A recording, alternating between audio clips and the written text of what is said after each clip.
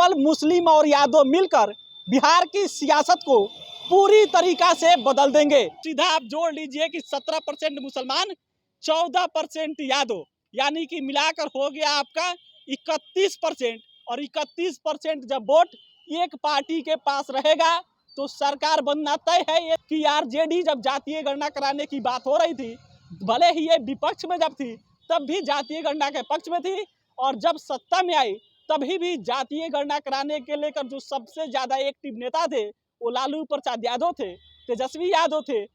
बिहार की सियासत को केवल मुस्लिम और यादव मिलकर पूरी तरीका से बदल सकते हैं, और एमवाई समीकरण पे चलने वाली जो पार्टी है उसकी सरकार अब बन सकती है। हम ऐसे क्यों कह रहे हैं? तो बिहार में जातीय गणना का डेटा जारी हुआ है, और उस डेटा को जब देखिएगा तो आप ही कहिएगा कि केवल मुस्लिम और यादव मिलकर बिहार की सियासत को पूरी तरीका से बदल देंगे। ऐसा क्यों है?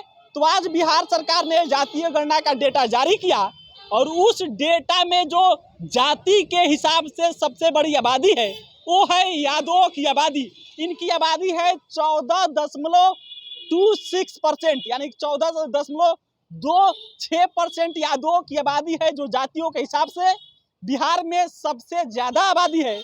और इसके बाद से जो आबादी है, जो धर्म के हिसाब से कह लीजिए, वो दूसरे नंबर पर है मुसलमानों की आबादी, जिसकी है 17.7% आबादी है।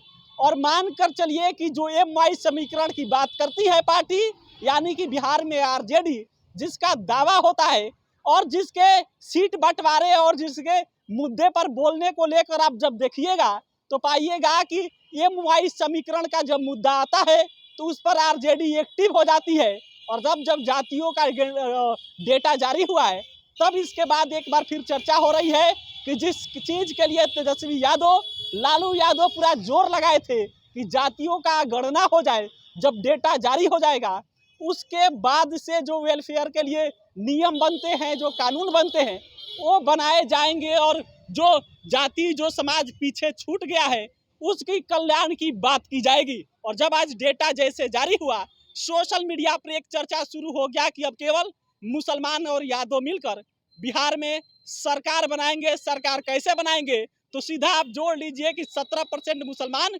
14% यादव, यानी कि मिलाकर हो गया आपका 31%। और 31% जब वोट एक पार्टी के पास रहेगा तो सरकार बनना तय है। ये तमाम चीज सोशल मीडिया पर चर्चा हो रहा है। सोशल मीडिया पर चर्चा इसीलिए हो रहा है कि आरजेडी जब जातीय गणना कराने की बात हो रही थी, भले ही ये विपक्ष में जब थी तब भी जातीय गणना के पक्ष में थी, और जब सत्ता में आई तभी भी जातीय गणना कराने के लेकर जो सबसे ज्यादा एक्टिव नेता थे वो लालू प्रसाद यादव थे, तेजस्वी यादव थे। नीतीश कुमार के साथ तो प्रधानमंत्री नरेंद्र मोदी के से मिलने भी गए थे। और फिर उसके बाद से जैसे ही आज डेटा जारी हुआ, लालू प्रसाद यादव का इस पर एक लंबा चौड़ा पोस्ट आ गया, और लालू प्रसाद यादव कहते हैं कि अब जो लोग वंचित रह गए हैं, जो लोग शोषित है, जो लोग पीछे छूट गए हैं, उनको अब मुख्य धारा में लाया जाएगा। और अगर महागठबंधन यानी कि इंडिया अलायंस की सरकार बनती है तब केंद्र के तरफ से भी जातियों का गणना कराया जाएगा।